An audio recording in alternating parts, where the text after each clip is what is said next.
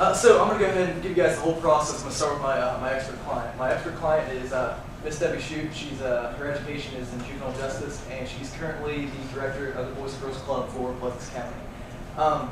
Miss Shute's position allowed a crucial insight into the youth of West Virginia, and specifically Pleasants County. So I wanted to do West Virginia overall, but I had a specific interest in Pleasants County because that's my home area. I really wanted to focus in on that. And I thought, what better way to do that than through our local Boys and Girls Club, who has been a prominent figure in our area for a long time.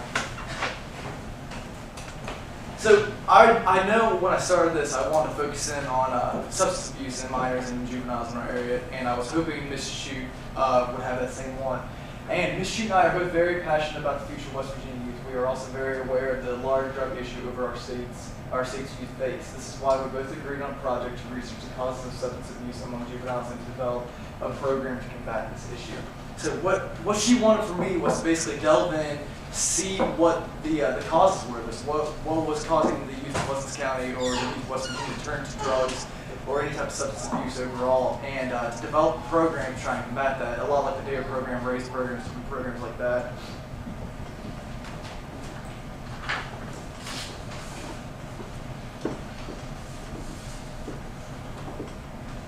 So these are actually the first interview I had in Ms. Shute. This is how the questions went. I asked Ms. Shute what she believes the current standing of West Virginia is in regards to juvenile substance abuse. She responded with, I believe that West Virginia is in poor standing when it comes to substance abuse, and not only with the juvenile, but the entire state as a whole. Which later on you'll see some statistics that really back that. I then asked Ms. Shute what she believes the causes for youth to be turned to substance abuse. She says that, I honestly believe the lack of education on the subject matter is probably the largest issue we currently face. A close second would be that our local kids have so little to do in this area that most turn to drugs or alcohol as a way to escape boredom of everyday life in a small town. Which, that statement right there, I interviewed a large number of citizens in the community. I also interviewed youth, and I also interviewed police officers, and this kept coming up. There's no other outlet for individuals with youth. So they're more likely to turn to something when they're bored. I mean, as crazy as that sounds, boredom can lead to something like substance abuse. The next question I posed to Ms. Shute was, what alternatives she believes are available to at-risk youth? I believe the Boys and Girls Club is an excellent option for kids in our area, as we provide them a safe and fun location to hang out and socialize. However, outside the Boys and Girls Club and sports, there's little to nothing for kids to do in this rural area. If we ever plan on stopping this drug issue, we need to give kids new avenues to explore and new hobbies to begin, which is really true. I don't know if anyone has ever been to the same area. You literally have the park, you have the pizza station, and you have Boys and Girls Club, which is also in the park. I mean, you literally have no options there. Unless you're in high school, unless you're doing extracurriculars, you have no options. You have no avenues to express yourself, to do anything besides sit around. If you're not into hunting or outdoor stuff, you're really in a bind. So this research is going to focus on substance abuse among juveniles, and that's anyone under the age of 18 years old, or 18 years of age. A particular interest and focus was given to Pleasants County, as I stated. To stretch you guys out, here are some statistics that West Virginia currently faces. West Virginia has the highest drug overdose mortality rate in the United States, 28.9% per 100,000 people suffering drug overdose fatalities. That's staggering. That's huge. The most widely used legal drug in the state is prescription medications, and the number of refusers now doubles heroin and cocaine. Prescription medication is the #1 issue in West Virginia when it comes to substance abuse right now. Along with prescription medication, the new synthetic drugs like K2, salvia, different forms like that have also become really rampant in our area. This is crazy, blew my mind.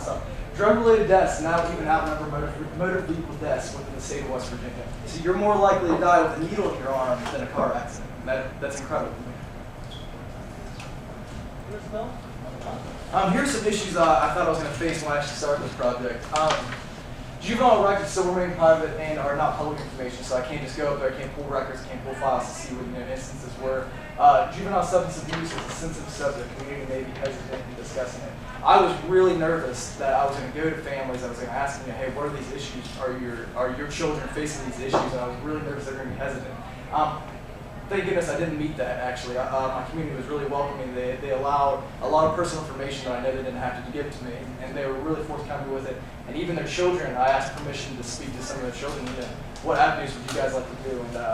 And they were completely cooperative. It was really nice and it was refreshing. Like I said, when I say failures, I'm using it as a loose term. Most, if not all, previous substance abuse programs developed were failures to truly lower the amount of using illegal drugs. When I say that, failure it's not a significant number and it's not an immediate impact. It's over an extended period of time. So I wanted to create a program that was going to affect now. Now, within 5 years, I would like to see an impact in my area. Okay, so this is my goal. The new program will be created with the intention to lower overall substance abuse arrests and calls among minors within the state of West Virginia over the next 5 to 10 years. The program will also be intended to allow juveniles alternatives to choosing a life of substance abuse while still providing juveniles with information and education on the subject matter. So the first issue I discovered while doing my interviews and doing my research is the lack of alternative avenues for youth. This is especially prominent in an area like Pleasant County and St. Mary's, West Virginia, due to us being a significantly rural area. The research supported this claim as well as interviews done during the research. I kind of already knew that a lot of youth turn to substance abuse because they go to parties because they're bored, and there's really nothing you can do about that unless you have the financial ability or unless you have the backing of the educational system or the local community. But this was the number one thing that kept popping up in all my interviews and all my research. Here's actually an excerpt from one of my interviews with a local parent. I asked them, what do you believe causes youth to turn to illegal drugs? The main reason I believe kids in Pleasant County turn to drugs is because they are literally so bored they will try anything to find relief. That's from a parent. I asked an officer the same question. When I was younger, our communities offered a lot more activities for us and supervised the entire thing to make sure we never tried or even thought about drugs. And I believe this is true too. I believe with our technological advances in society, we've become a lot less interpersonal. So, things like community events are almost a thing of the past now, especially in small rural areas where you think stuff like that would still be prominent. We don't have a lot of that anymore. The second issue I found in this is lack of an education. This includes lack of knowledge of illegal drugs as well as education as a whole. West Virginia is so far behind in education, and especially, like Adam touched on earlier, Pleasant County is in the lower half even within the state, which there's so many brilliant minds, there's so much potential in our state, but it's just untapped and it's not seen, and it really hurts to see that. Statistics show the more educated child is the less likely they are turned to illegal substances. So when I say education, I mean education on drugs themselves and education as a whole. The third issue was parental influence. This is crazy as well. 55% of all illegal substances are given to youth for the first time, either by a family member or a trusted adult. So they're starting the trend within their own family, which is staggering. And another that falls in the 55% is corrupt health providers. So a doctor might prescribe something that they never really needed and form an addiction, in that manner. Statistics like this, research and interviews with the community revealed to me that parenting styles or lack thereof are a major issue in creating substance abuse among youth. So what I'm saying with this issue is there are certain parents that aren't taking an initiative to be involved in their children's life, and that leads to the previous issues, the lack of education or lack of alternative avenues. Parents need to be involved in their youth's life. So my solution, I created a program, it's called Mountaineer Aid, and I didn't, copyright that or anything. I'm pretty guaranteed that that's probably taken already, but so what Mountaineer Aid is. Mountaineer Aid, this program will be inclusion of all the research done as well as have input from the local community. The name also represents exactly what this program intends to be. Aid the entire state of West Virginia away from the terrible plague that is substance abuse. The program will be broken into 3 sections, representing one of the 3 problem areas that we found in research. The entire program will be geared toward a variety of different demographics with a main focus on children entering middle school throughout high school. The reason I decided to focus on middle school and high school is that's where substance abuse normally begins. You're talking 6th through 8th grade, and especially in high school, that number jumps significantly when you're in high school. Although the age grouping of the target audience may be varied, the hope is that Mountaineer Aid will be able to evolve and adapt its process throughout the children's own evolutions. So when I say that, I mean I want Mountaineer Aid to be constantly evolving. I don't want it to be a stagnant program. Most programs that are out there are nearly a decade old. They don't do proper yearly or bi-yearly revisions. With Mountaineer Aid, I want it to be a yearly revision, review what you have, review your knowledge you have, and focus on that. The first section of Mountaineer Aid, the education section will focus in on not only awareness of the negative effects of illegal drugs, but a variety of topics, some not even pertaining to illegal drugs. I do want to be a focus on substance abuse and illegal drugs, the harmful effects, what can lead to it, what can do this. But I'm saying education as a whole needs to be focused on. And with Mountaineer Aid, it won't always be the same dry stuff, substance abuse. There will be different topics discussed with it. I want youth to educate themselves. And the hope is that any learning that is created through Mountaineer Aid, regardless if it's specifically designed for drug awareness, will allow the youth to mentally flourish and hopefully gain enough information to never want to turn to drugs in the first place.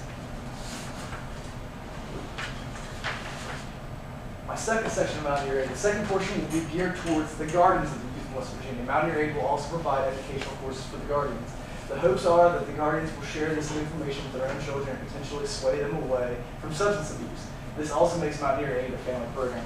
I want to educate not only the youth, but their guardians. I want them to be involved in their children's life. And if this program can bring, youth and parents both together, I think that would be amazing. And my third and final program is the Mountaineer Aid will be the entertainment portion.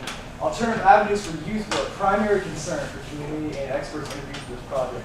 These events can include flag football, basketball, movie nights, obstacle courses, martial arts, conventions, and numerous other possibilities. Literally anything that brings the youth to an event that has strong community ties and has their parents there, that has friends there. I want to do whatever it takes. I don't care if it's a pie eating contest. Literally anything would be great as long as it brings the youth, it gives them an alternative avenue, it gives them something to do to stay away from drugs, to stay involved in their community, to build those relationships that help save individuals. So my conclusion is substance abuse among West Virginia and Pleasant County, West Virginia in particular, is running rampant. Mountaineer Aid may be a rough draft, a young program, and may even seem impossible to others, but after meticulously analyzing the data and interviews gathered in this project, it will be a success. All it needs is a chance, all it needs is the backing, and I hope that truly comes out of this. And I did speak to Ms. Shute, and once I get this finalized, she's going to try implementing it in our local Pleasant County Boys and Girls Club. So it's a starting point, and I hope it goes from there. So thank you guys.